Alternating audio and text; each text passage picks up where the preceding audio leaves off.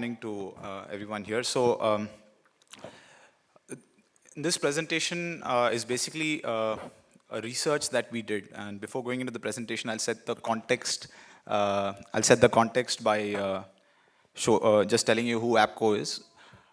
Myself, as you see over there, Venkatesh Krishnamoorthy. APCO Worldwide is an organization based out of Washington, D.C. In India, we are based in New Delhi. So what we generally help, we help companies coming into the Indian market and also companies from the Indian market going abroad.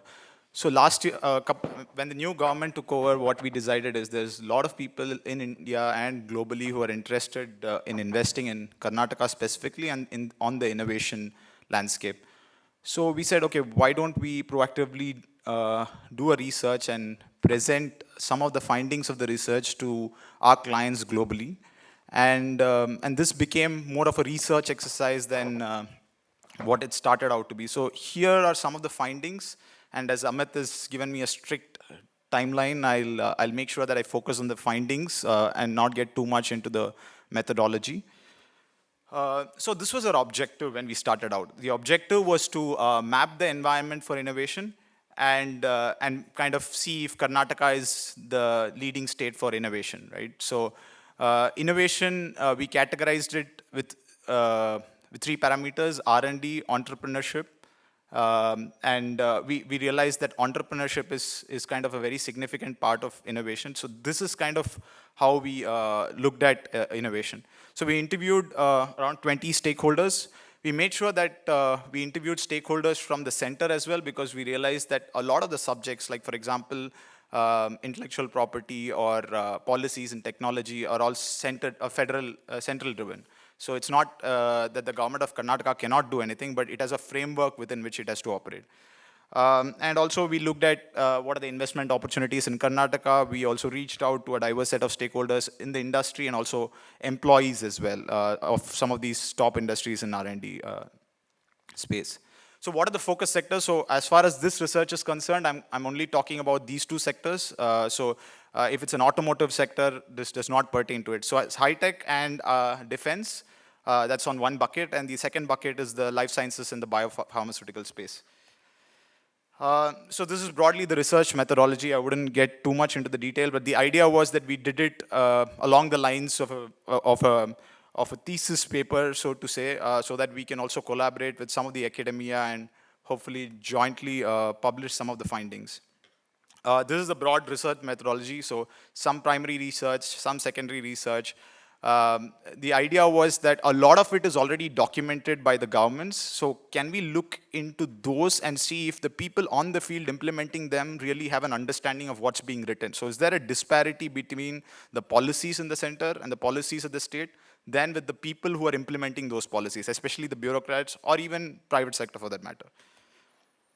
So what are the hypotheses that we had? Okay, we took three hypotheses, and this was that we went ahead and said Karnataka is a top talent hub, it has a conducive policy environment, and it has an investment-friendly climate. When I meant the difference between, say, conducive policy environment and investment-friendly climate is that conducive policy environment is just what the state says. An investment-friendly climate can also mean how it feels to be as an employee of the company. So, and it is a top talent hub. You have some of the best institutes here. So we went ahead and took that as one of the hypotheses.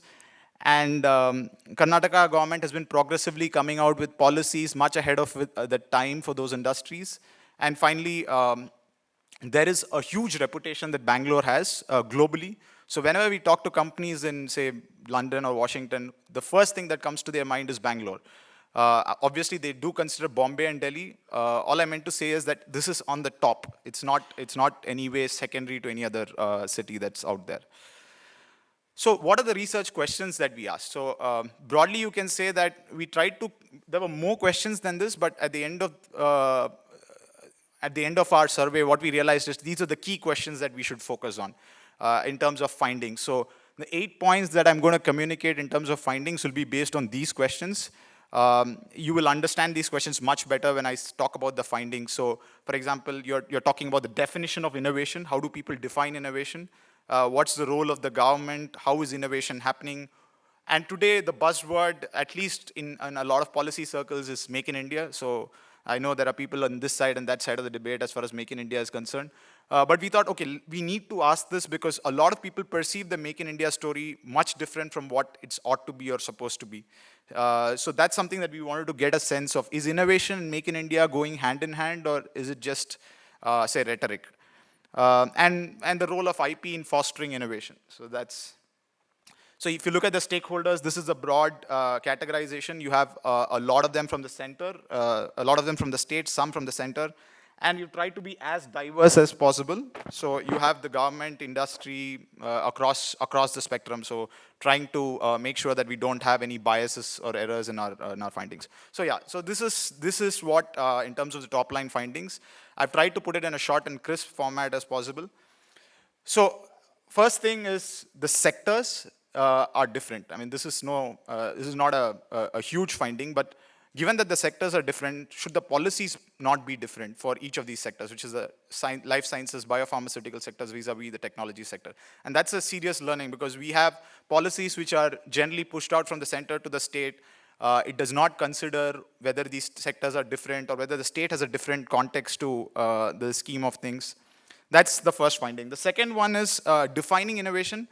If you look at the gray box on the left, you have new, process-driven, and adds value. And these are the words that people are speaking about. So it's process-driven innovation that people are speaking more about rather than finding a new technology. And so that's where Karnataka or Bangalore is headed. So there's a small difference if you look at a company like, say, Flipkarts and Amazons. They are different in terms of their innovation, which is more process-driven as opposed to, say, something like what Apple is trying to do or IBM is trying to do. That's kind of the basic understanding that people have on innovation. So another finding over there is development of an idea and cost effective, if you can't read it. So people feel that that is not a main consideration, but that does vary across sectors as well. So one of the quotations I just want to put here is, you have to evoke a latent voice into a patent voice. And that's kind of what somebody from a technology services firm said. So what are the key sectors where there is future? So which stocks, a lot of people who are investing in the stock markets, where you're trying to put your money. So that's what everyone feels in terms of consumer internet services, IT, mobile technology. The biopharmaceutical and the life sciences spaces, it's still a few years, I would say 10, 15 years behind the IT space, but it's booming quickly. Where are the innovation hubs? Across both the sectors, we found Bangalore at the top, based on what the respondents said, obviously. But Pune is catching up. So if you're planning to buy real estate, I think Pune is a good place to go. Bangalore, so that's, the quote is interesting because what they said is Bangalore has a history of innovation. It's not new. It's right from Vishwadevaraya and all the scientists before that. The traditional state has also been innovative. So that's something very powerful because that'll come in the later part of the findings. What are the elements to foster innovation? This went ahead, it proved some of our hypotheses. Talent is important, skill talent pool is very important in Karnataka. I know people do crib about the engineering system, saying that the colleges are not up to standards, but it has a ready talent pool, and you have some of the best, finest institutes here. We found nearly every respondent talking about IISc. IISc is such a strong imprint on the innovation landscape here, indirectly or directly. So one of the barriers is culture. A lot of people said, actually, you know what, the culture of people is risk averse. So that's what they are talking about.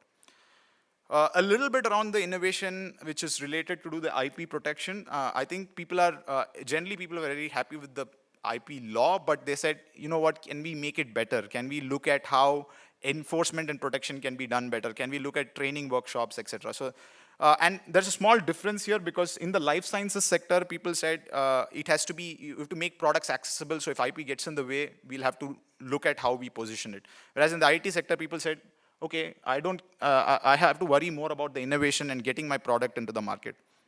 So again, the central was a state subject was mentioned, which was pretty interesting to note. And this was a funny quote that we got, so we thought we'll put it here. So I think this is what majority of it's not a problem with the government, that's what I would like to say. It's just a problem with how people view copyright.